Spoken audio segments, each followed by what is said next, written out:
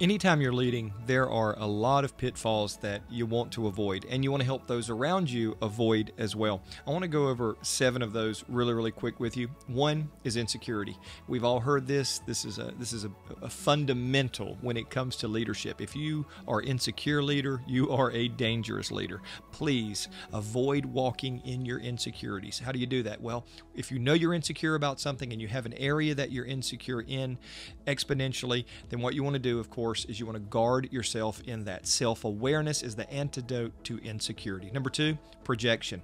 It's very tough as a leader when you have a lot of experiences with a lot of different people not to project some tendencies on some who may share similar personalities, but that's a pitfall that you can fall into. Just because people have similar personalities doesn't mean that their characters are the same, doesn't mean how they respond or experience. There's a lot more to it. Be careful to avoid the projection or the pitfall projection. Number 3, the idea king.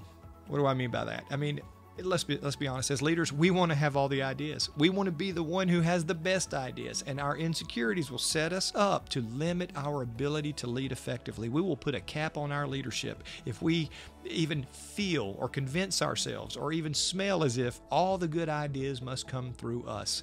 As a leader, one of our number 1 responsibilities is not to become the bottleneck to those we lead, or the corporation or the company or the business or the church that we lead. Number 4, the answer trap.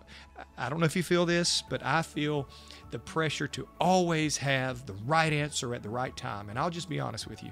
I don't know what they are. I don't know all the answers. In fact, I can't know all the answers. That's why we are better together. That's why the Bible tells us that every joint supplies, every member supplies. And that's important for us to remember. Do not fall into the false dichotomy that you have to have every answer for every question. Number 5, fear of failure. Leverage failure. Don't fear it.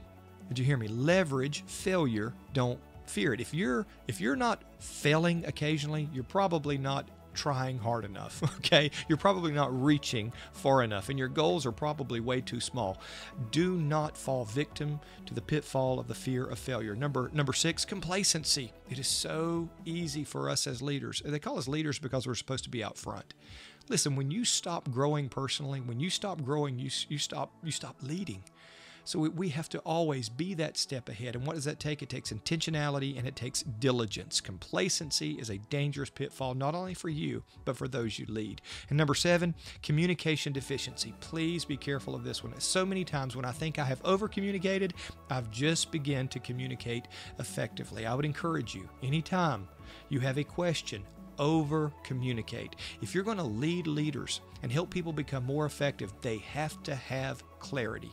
Again, lead with communication. That's what we do. I believe that great followers make great leaders. So dig deep in God's Word today.